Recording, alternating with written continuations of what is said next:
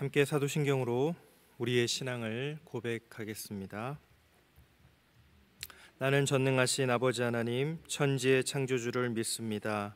나는 그의 유일하신 아들 우리 주 예수 그리스도를 믿습니다. 그는 성령으로 잉태되어 동정녀 마리아에게서 나시고 본디오 빌라도에게 고난을 받아 십자가에 못 박혀 죽으시고 장사된 지 사흘 만에 죽은 자 가운데서 다시 살아나셨으며 하늘에 오르시어 전능하신 아버지 하나님 우편에 앉아 계시다가 거기로부터 살아있는 자와 죽은 자를 심판하러 오십니다. 나는 성령을 믿으며 거룩한 공교회와 성도의 교제와 죄를 용서받는 것과 몸의 부활과 영생을 믿습니다. 아멘. 다 함께 찬송가 290장으로 우리 주님을 찬양하겠습니다.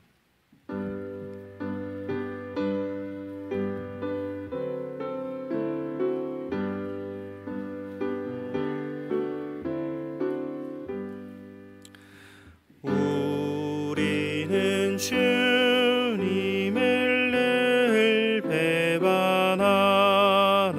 내 주 예수 여전히 날 부르사 그 참되신 사랑을 베푸시나니 내 영제여 주님을 따르라. 주 널 위해 비네 주 널 위해 비네 주 널 위해 비네 항상 비시네. 주께서 풍성한 은혜를 내려 내 영혼이 나날이 복받으니 주 예수를 너희도 구주로 섬겨 곧 따르면 풍성한 복 받겠네.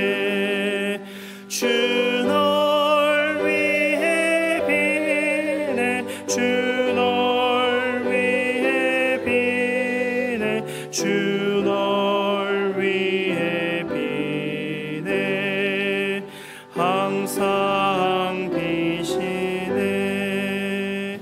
무거운 짐 지고 애타는 인생 주 예수께 돌아와 곧 쉬어라. 내 주 예수 너희를 돌보실 때에 참 복락과 안위가 넘치겠네. 주 널 위해 비네 주 널 위해 비네 주 널 위해 비네 항상 비시네. 주님 감사를 드립니다. 저희의 참 연약하고 부족한 모습 가운데서도 또 저희들은 늘 주님을 배반하고 떠나지만 그러나 오늘 주님께서 저희를 붙들어주고 계신 그 크신 사랑과 구원의 능력이 오늘 이 시간 저희를 이 자리로 이끌고 또 저희를 불러주신 줄 믿습니다. 하나님 오늘 하루 감사하며 우리의 삶 말씀 안에서 기도하며 또 경건히 주님의 뜻을 하나님의 나라를 이루어가는 귀한 인생 주님께 쓰임받을 수 있도록 인도하여 주옵소서. 영혼의 때를 위하여 살아가는 저희들 될 수 있도록 하나님 저희를 불러주셨음에 그 안에서 주님의 뜻 이루어가고 또 주님의 나라를 함께 살아가는 하나님의 백성으로 살아갈 수 있도록 저희들을 단단히 붙들어 주시옵소서. 이 모든 말씀 예수님의 이름으로 기도드립니다. 아멘. 오늘 우리에게 주신 하나님의 말씀은 예레미야 9장 17절부터 26절까지의 말씀입니다. 예레미야 9장 17절부터 26절, 구약성경 1066쪽에 있습니다. 한 절씩 교독하고 마지막 절 함께 읽겠습니다. 9장 17절을 제가 먼저 읽겠습니다. 만군의 여호와께서 이와 같이 말씀하시되 너희는 잘 생각해보고 곡하는 부녀를 불러오며 또 사람을 보내 지혜로운 부녀를 불러오되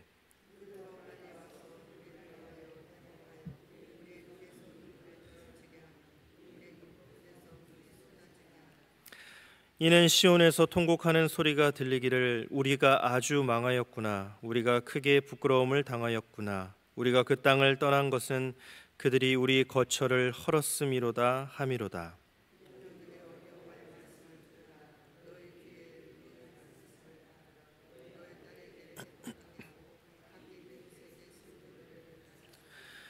무릇 사망이 우리 창문을 통하여 넘어 들어오며 우리 궁실에 들어오며 밖에서는 자녀들을 거리에서는 청년들을 멸절하려 하느니라.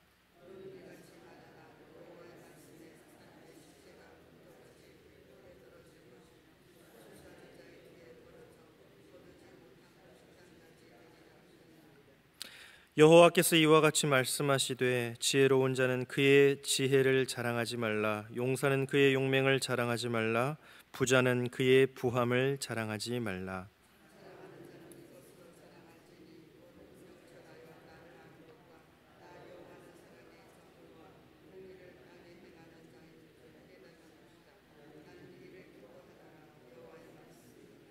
여호와의 말씀이니라. 보라, 날이 이르면 할례 받은 자와 할례 받지 못한 자를 내가 다 벌하리니 곧 애굽과 유다와 에돔과 암몬 자손과 모압과 및 광야에 살면서 살적을 깎은 자들에게라. 무릇 모든 민족은 할례를 받지 못하였고 이스라엘은 마음의 할례를 받지 못하였느니라 하셨느니라. 아멘. 에바다 찬양대가 하나님께 찬양 올려드리겠습니다.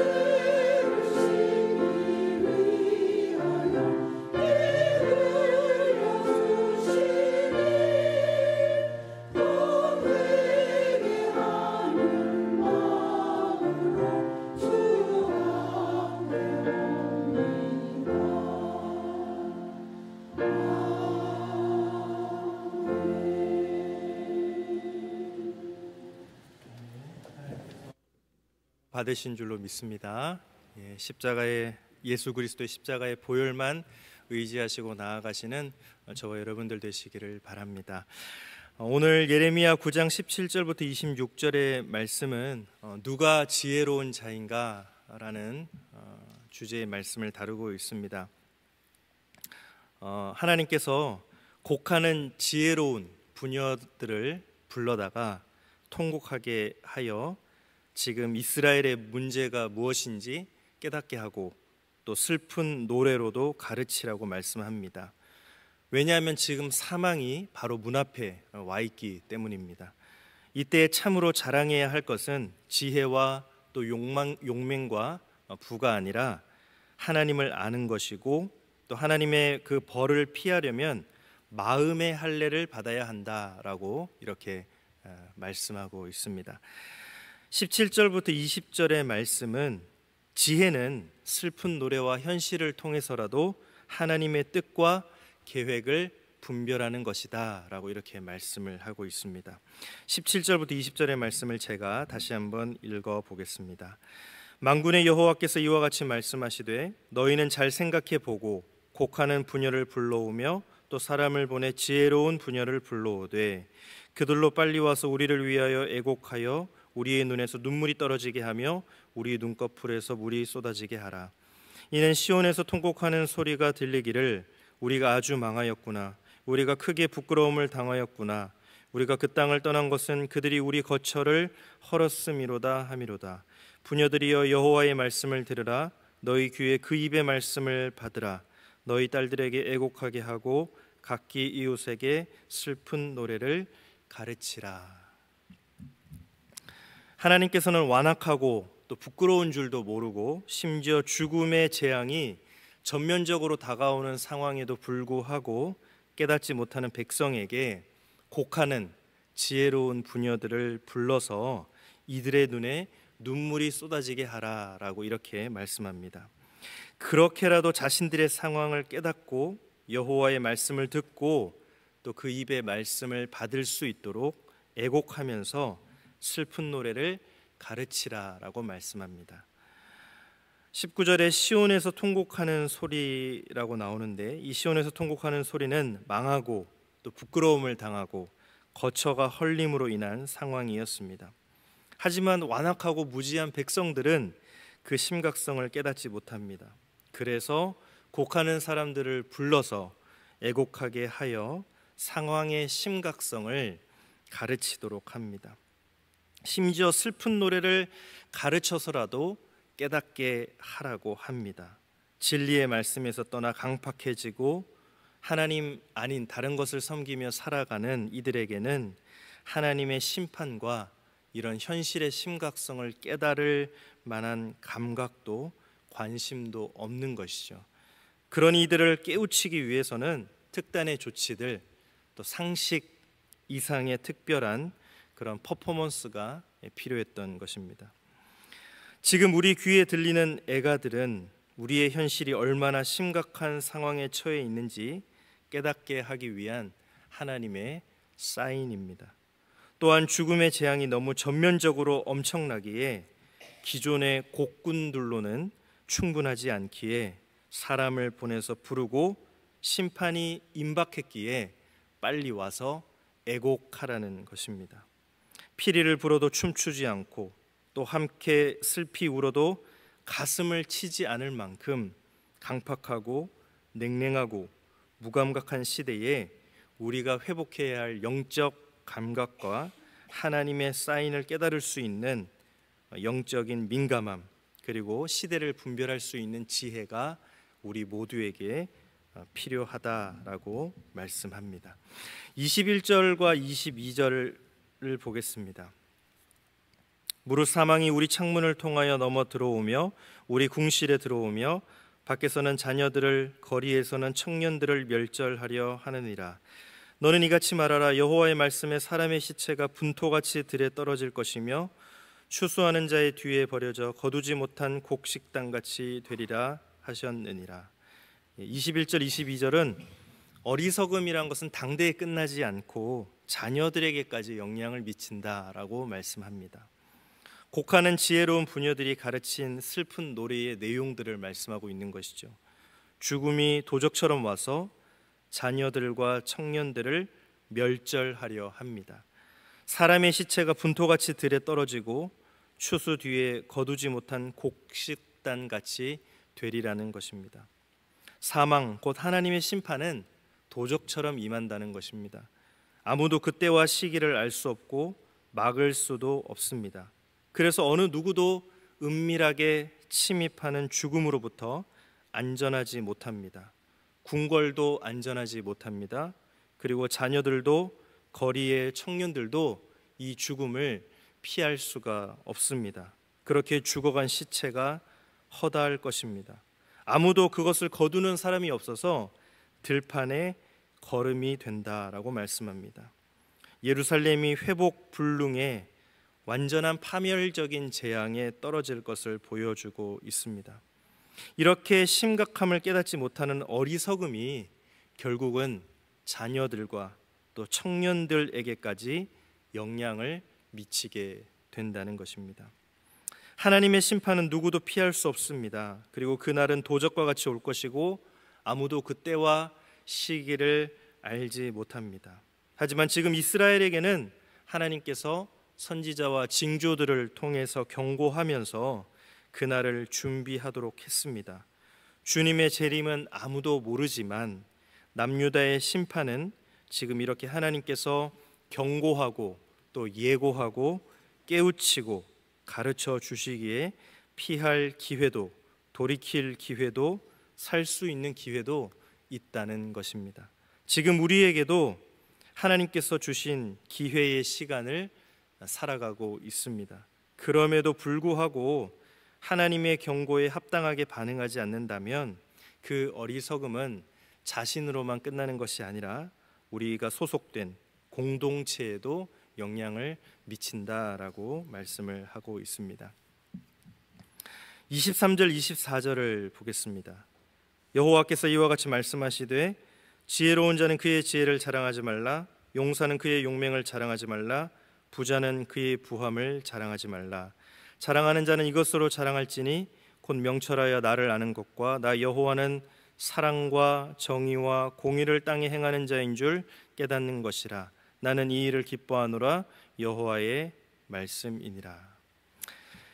23절 24절은 지혜로운 자의 자랑은 여호와의 사랑과 정의와 공의를 행하시는 것을 기뻐하시는 분이다. 하나님께서는 그것을 기뻐하시는 분인 줄 아는 것이다. 그것이 지혜로운 자의 자랑이 되어야 된다라고 말씀합니다.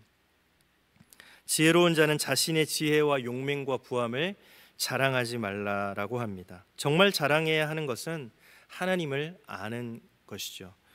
하나님은 사랑과 정의와 공의를 땅에 행하시는 것을 기뻐하시는 분인 것을 깨닫는 것입니다. 이스라엘이 살 수 있는 길은 자신들의 지혜와 힘과 부를 의지하는 것이 아닙니다.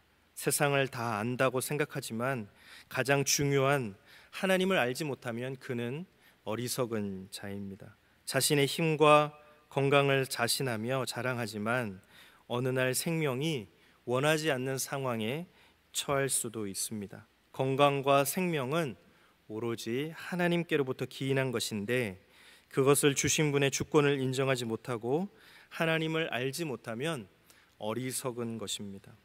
자신의 소유를 자랑한다 하더라도 그것을 언제까지 소유할 수 있을지, 그리고 정작 자신이 모은 그것을 자신이 사용하거나 자녀에게 줄 수 있을지에 대해서도 그것을 하나님께서 허락하지 않으면 하루아침에 잃을 수 있는 것입니다. 그러니 하나님을 알지 못하고 이러한 것을 자랑한다면 그는 참으로 어리석은 것입니다. 하나님을 아는 자가 참 지혜자입니다. 또한 하나님에 대해서도 자신의 욕망의 투영으로 만들어진 우상과 같은 하나님이 아니라 하나님께서 계시하시고 또 깨닫게 하시고 경험한 것을 통해 바르게 알게 된 그 하나님을 아는 것이다 라고 말씀합니다. 그래서 하나님께서는 사랑과 정의와 공의를 이 땅에 행하시는 분이고 이것을 기뻐하시는 분임을 아는 자가 참으로 지혜로운 자이고 그것을 자랑해라라고 말씀하십니다. 하나님을 아는 것, 하나님을 경외하는 것, 그것이 지혜의 근본입니다. 우리의 자랑이 무엇인지 바로 그것이 그 사람의 신앙 고백이 되는 것이죠. 그래서 하나님의 주권과 통치를 인정하고 따르는 결단적인 행위, 믿음의 결단이 바로 그러한 것입니다. 더불어서 역사와 삶 속에 계시된 하나님의 그 활동을 깨닫고 하나님께서 원하시는 그 길, 사랑과 정의와 공의를 땅에 행하시는 분임을 깨닫고 인정하는 것, 그것이 지혜로운 자다. 그것을 자랑해라 라고 말씀하고 있습니다. 25절과 26절을 보겠습니다. 여호와의 말씀이니라. 보라, 날이 이르면 할례 받은 자와 할례 받지 못한 자를 내가 다 벌하리니 곧 애굽과 유다와 에돔과 암몬 자손과 모압과 및 광야에 살면서 살적을 깎은 자들에게라. 무릇 모든 민족은 할례를 받지 못하였고 이스라엘은 마음의 할례를 받지 못하였느니라 하셨느니라. 하나님께서는 할례자나 무할례자나 모두 때가 되면 벌하실 것이다 라고 말씀합니다. 이방 민족도 마찬가지입니다. 말씀에 순종이 없는 제의를 거절하셨던 하나님은 할례에 대해서도 마찬가지 가르침을 주십니다. 몸의 할례가 하나님의 징벌을 면하게 해주는 면죄부가 아닙니다. 몸의 할례는 유다 주변의 다른 나라들도 행하고 있는 풍습입니다. 이 점에서 유다는 주변의 이방 민족들과 구별되지 않는다라는 것입니다. 몸의 할례를 받은 이방 민족들이 징벌을 받듯이 몸의 할례를 주장하는 이스라엘도 결국은 징벌을 받습니다. 정말 중요한 것은, 정말 유효한 것은 마음의 할례를 받는 것이다. 이것은 이스라엘이나 이방 민족들이나 모두 동일합니다. 특히 이방 민족들이라 할지라도 마음의 할례를 받는다면 구원의 문은 열릴 수 있는 것입니다. 오늘도 마찬가지입니다. 예배이든지 세례이든지 그것이 조직화되고 또 그 조직이 성장하면 제도가 지나칠 정도로 중요성을 갖게 되는 경우들을 봅니다. 조직 유지를 위해서 제도도 필요합니다. 하지만 그렇게 제도화해가면서 원래의 취지나 목적 그리고 또 신학적인 의미들을 상실하고 하나의 통과 의례로 여기는 것이 문제가 됩니다. 우리의 모든 신앙 행위들은 제의 자체에, 제도 자체에 매이게 되면 어리석은 것입니다. 가령 율법에 대해서도 그것을 주신 취지와 목적과 뜻이 중요하다는 것입니다. 목적을 잃고 형식만 남게 될 경우에 표류하게 되면서 결국 그 안에 이기적 탐욕이 판을 치고서 우상을 만들어 버릴 수 있다라는 것이죠. 온전한 신앙, 날마다 주님 더욱 닮아가는 신앙은 하나님을 아는 것과 또 믿는 것과 행하는 것이 일치된 삶을 말씀하고 있습니다. 오늘 하루의 삶 가운데 저와 여러분들이 이렇게 주님 주신 말씀대로 살아가시는 저와 여러분들이 되시기를 예수님의 이름으로 축복합니다. 우리 이 시간 함께 주신 말씀 가지고 기도할 텐데요. 먼저는 임박한 심판의 때를 깨어 기다리게 하시고 또 우리의 무지 때문에 자녀들과 젊은이들까지 부정한 것을 전하지 않게 해달라고 기도하겠습니다. 그리고 여호와를 아는 것을 자랑으로 여기며 헛된 지혜와 힘과 부를 자랑하는 어리석음에서 깨어나게 해달라고 함께 기도하겠습니다. 하나님, 오늘 하루의 삶을 살아가는 가운데 하나님 오늘 주신 말씀처럼 임박한 심판의 때를 깨어 준비하고 또 그 가운데 우리의 어리석음과 우리의 연약함 때문에 우리의 자녀들과 청년들에게까지 그 어리석음, 하나님을 알지 못하는 그 죄악된 모습이 전염되지 않도록 하나님 도와주시옵소서. 하나님을 아는 것을, 여호와를 아는 것이 참 자랑으로 여기며 또 그 가운데 그것을 지혜로, 그것이 참 자랑이며 하나님 우리의 삶 가운데 헛된 지혜와 힘과 부를 자랑하는 어리석음에서 깨어날 수 있도록 주님 도와주옵소서. 그런 삶 살아가도록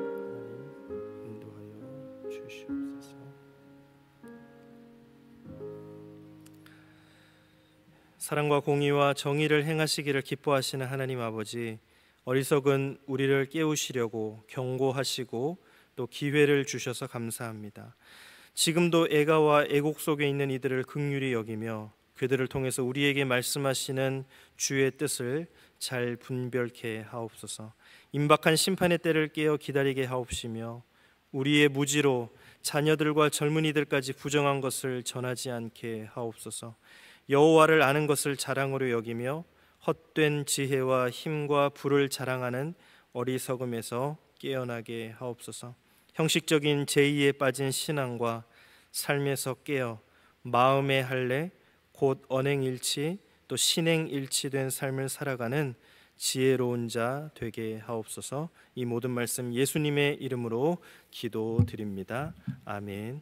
하늘에 계신 우리 아버지, 아버지의 이름을 거룩하게 하시며 아버지의 나라가 오게 하시며 아버지의 뜻이 하늘에서와 같이 땅에서도 이루어지게 하소서. 오늘 우리에게 일용할 양식을 주시고 우리가 우리에게 잘못한 사람을 용서하여 준 것 같이 우리 죄를 용서하여 주시고 우리를 시험에 빠지지 않게 하시고 악에서 구하소서. 나라와 권능과 영광이 영원히 아버지의 것입니다. 아멘.